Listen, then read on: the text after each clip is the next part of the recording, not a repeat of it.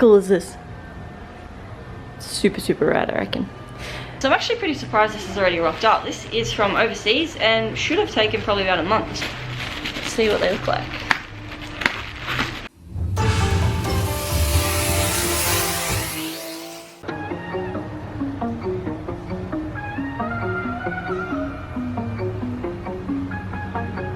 So these have cool little light up sequences.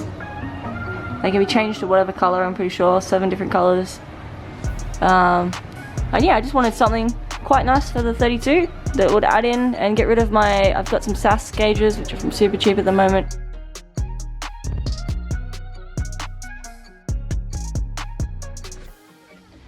These are the gauges, if I can get this to focus without reflecting a million things.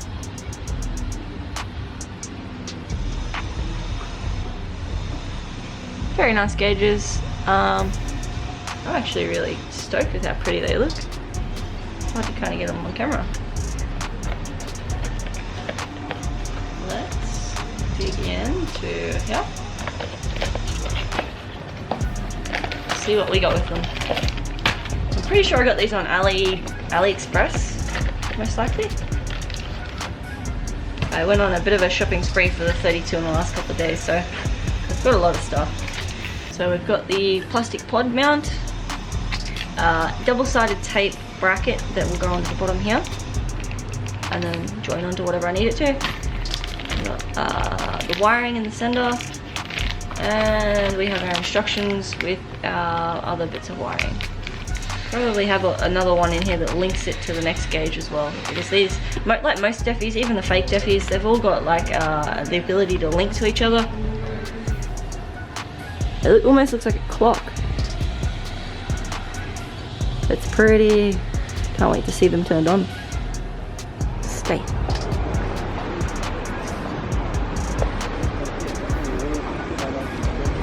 I just threw the dash mat in and it already looks a million times better.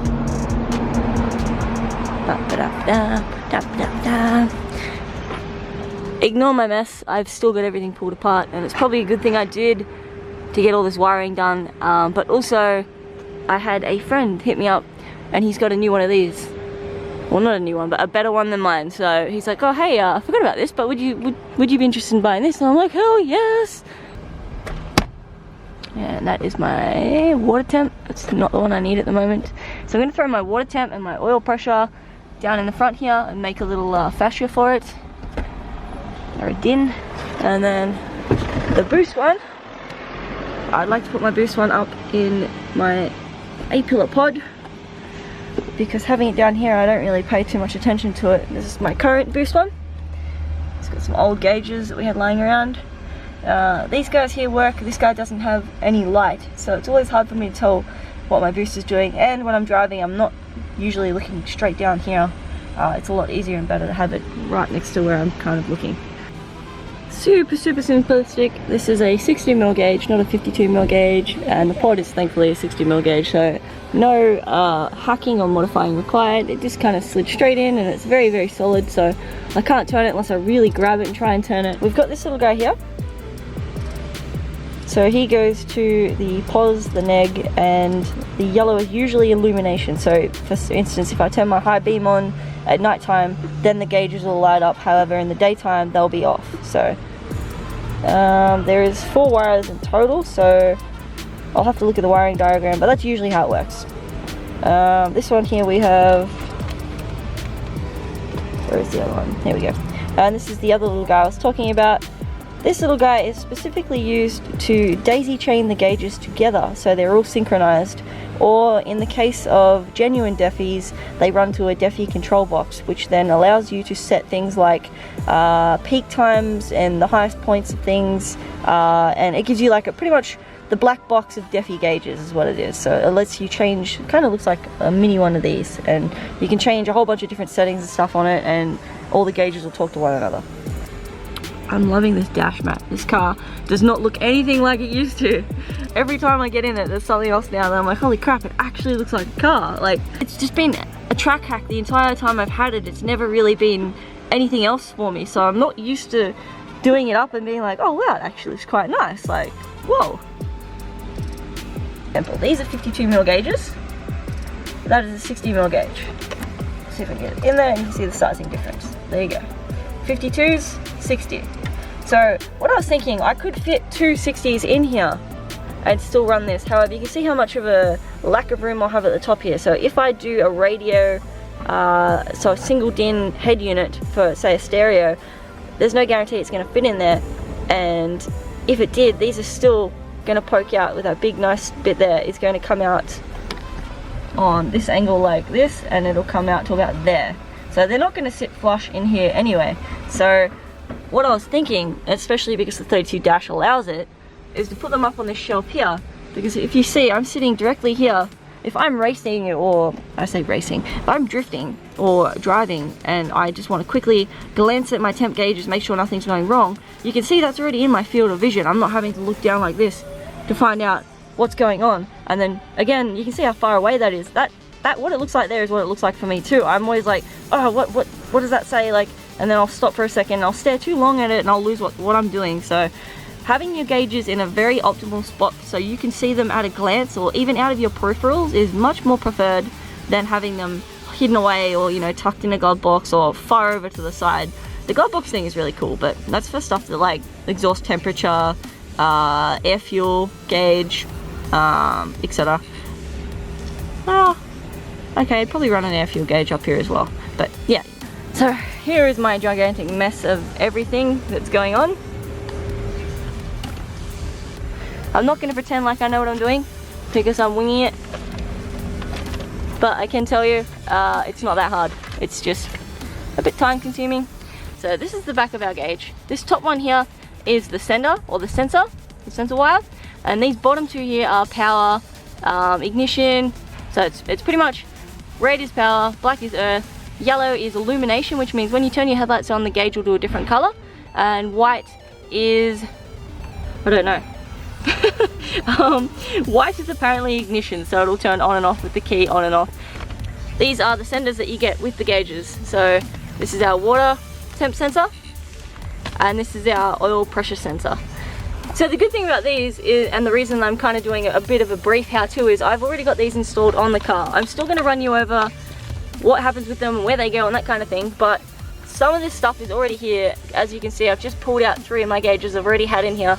Now, like I said, that was a bit of a mess. It was pretty bad. So I want to get rid of these and clean it all up, which I have now done here.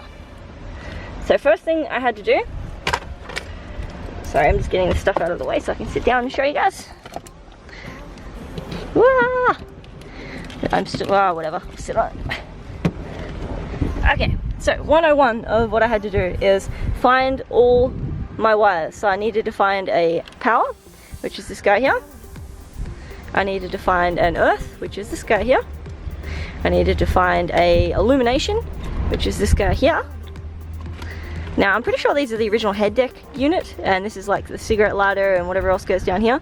So they're all factory wiring that's been hacked into. I didn't do this before, it just is how it came, but this was a total mess before, and I've just cleaned it up a little, tucked away the things that weren't necessary. So over here you can see there's a duct down the bottom here. I'm sorry if the lighting is not the greatest. There's a duct here, and then up the top here I've just tucked up an aerial up the top. So I've still got all the factory stuff in there.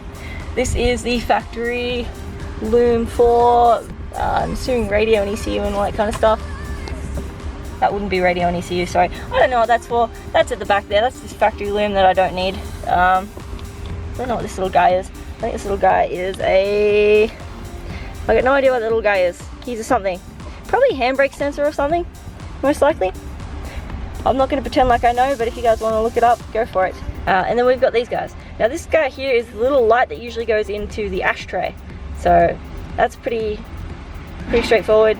And these guys, I think these guys might have been the original cigarette lighter. So I've pulled all, you don't have to pull all your fascias and all your trimmings off to do this. I've pulled it off because I was repairing things and changing over things, and it just makes it a lot easier for me to get to everything that I needed to. I have to then figure out where I'm going to put my gauges. So in my instance, I'm going to put my water temp and my oil pressure up here on the top of the 32 dash because it's a nice little area, and what I can do is then feed the wiring that you see for the gauges straight through the aircon vent here and then down into the center down in here. There's like a little foam gap in here that I can kind of squish wires down into.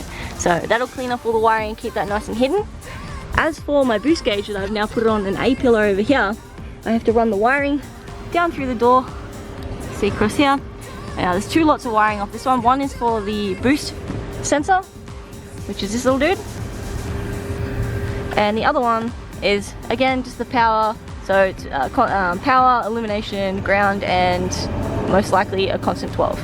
It is a bit messy under here. These two here are my previous sensor wires that were on my previous oil pressure and water temp.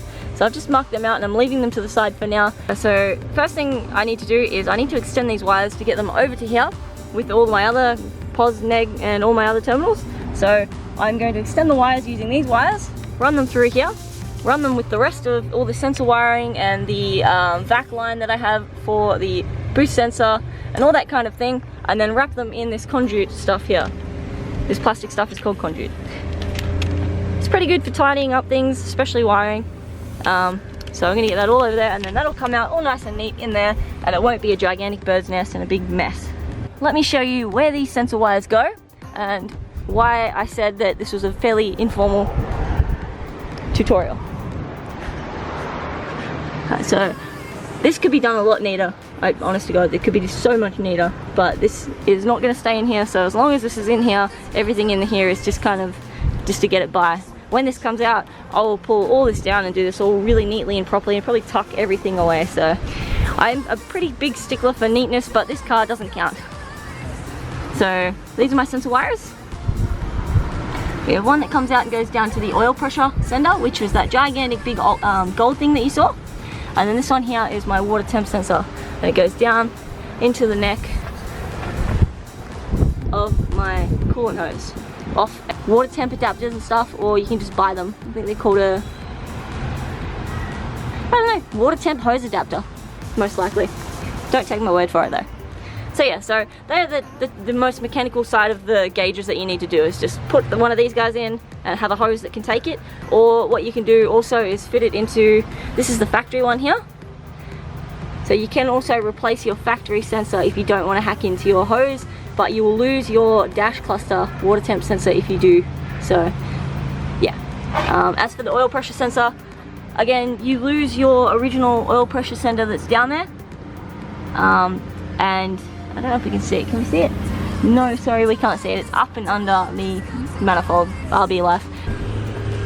So we've joined up all the wiring off the boost gauge. The wiring to the senders are through the back here, and we've got the back line just here.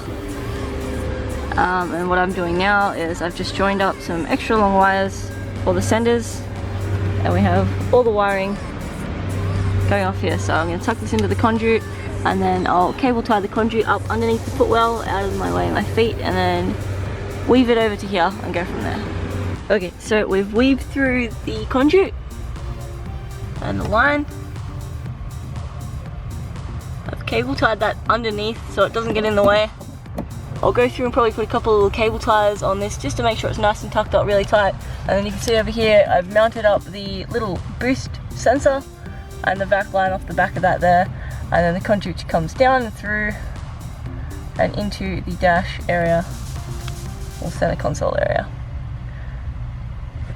Got a couple of little cable ties down here, so I'm going to fasten when I find my cable tie. I just dropped. Let's get another one. Yes, so I'll fasten this down underneath and just tidy this up again so it doesn't get in the way of anything else while I'm working around in here. This will soon have a head unit in it as well, so I've got to make sure that nothing is going to obstruct the head unit. And then you've got the ashtray and the cigarette lighter down the bottom here as well. So we're getting there, slowly but surely.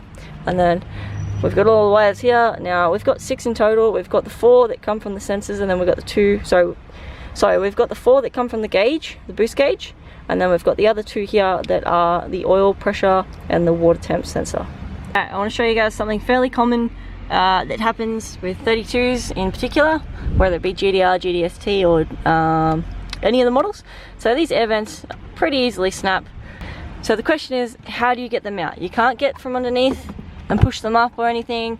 There's no screws through the centers here, so the best way to get these out is get yourself two levering, I call them levering irons. Get yourself chisels, anything with a big flat area. You could probably use a flat blade screwdriver as well, but you're better off to get two rather than one, because what you'll need to do is shove them under there and under here, push down and pop.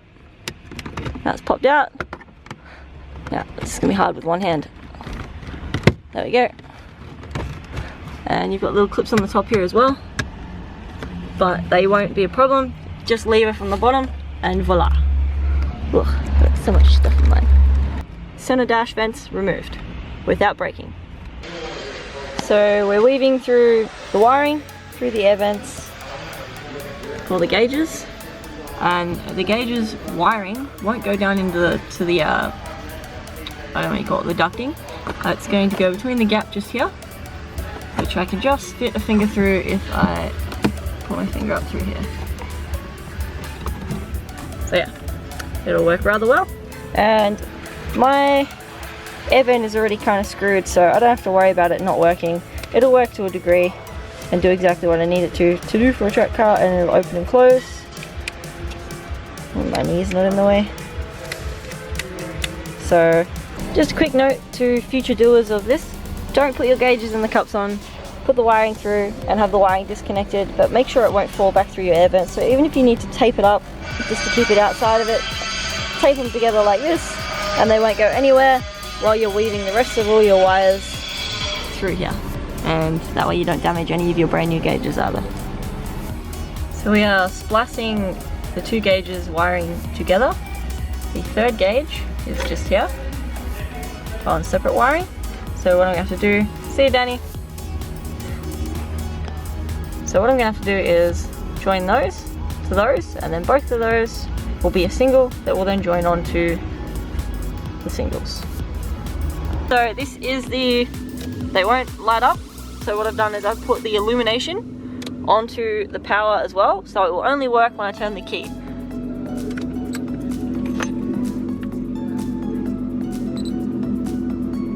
And I've put them on green so far. They come out really weird on the thing. They have a ton of settings in here too, so make sure they work. I turned the car on before and it worked, but I'll just show you guys. Oh, my bad, I gotta turn my fuel pump on.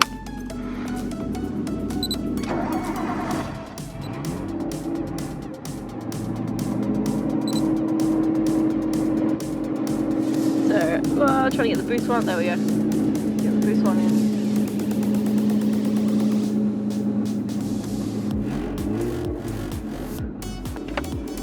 So these gauges have a whole bunch of different settings. We've got a little button at the back here, and then it's got seven settings for different things that go into more settings. So for instance, we have that sets the peak.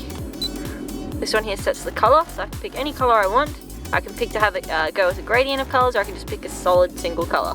I also have the ability to change the colors for when it goes on headlights. I am yet to do that yet. I'm probably going to change the nighttime to red and daytime to most likely white, or maybe green. We'll see how we go. I could change the brightness of the gauges as well. So if I go through these colors, the beeps. So I can pick what type of beep, from like a solid beep, intermittent beep, or a really quick like beep beep beep beep beep. It lets me change the sound of the beep, like the volume level, and then this is the animations for the start of the gauges. It has 5 different the start has 5 different animations through it, so I'll run through a couple for you. So this is one. Oh no, sorry, I've missed it. Where is it? There it is there. 1, 2, 3, 4, 5. Hold it down. Alright, goes into startup animation. This is what it's currently set on, which is number 1. This is number 2. Number 3. Number 4. And number 5. I have a seizure mode. Yeah, I'm gonna stick with this number 1. It's fine, it looks nice. and I can set all the gauges individually.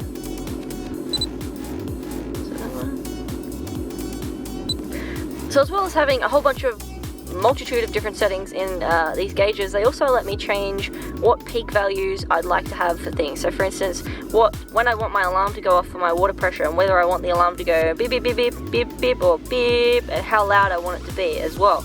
I've already set my water temp to 110. I've set my oil pressure to its default 1 bar, 1.0. Meh. These are in the American imperial format. So unfortunately my boost gauge is in the bar, not in the PSI, which is a pain. So 1.5 bar is around 21 PSI, so I've put it down to 1.3 bar, which is, I think, I didn't check, 1.2 was 17 pounds, so 1.3 is probably like 18 or 19 pounds. So it's enough that it's still too much for the standard turbo and what I'm going to run. So if I do get any boost creep, any surges, or if for some reason, I don't know, my wastegate malfunctions and I start running more than 15 pound of boost, I know straight up to get off. So I think they just look like really nice, really like, I'm not going to say old school because they're not that old, but definitely the chrome style is not a very modern thing anymore. They're so pretty. Alright, I'm going to hook these up permanently, solder all these together, and go from there. And then put all the rest of my interior back together. Well, the sun went down a few hours back. I killed my battery, so I'm waiting for it to charge now. However, parkers are back into the car, and all the gauges are mounted up and wired in.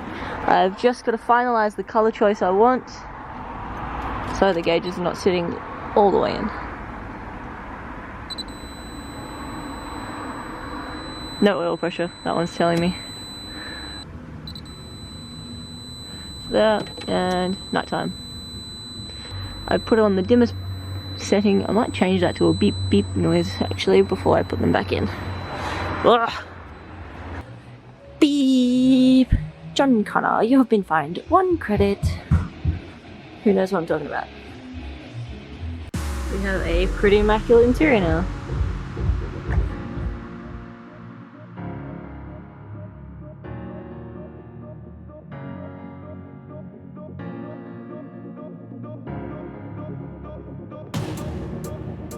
Yesterday we had a friend come by. He's dropped us off an ashtray and a gear boot.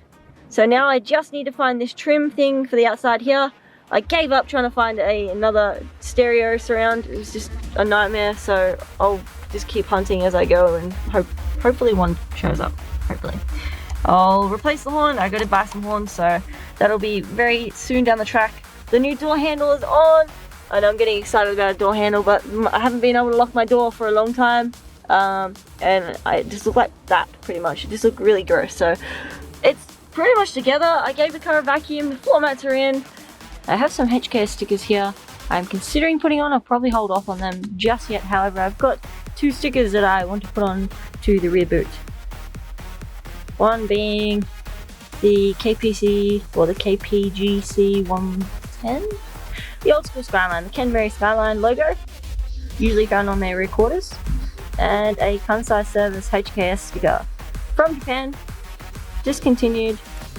Yeah, I thought it was really cool. So you always see like the little Nismo ones on the back, so I figured I'll put something a little more unique and classic Japanese.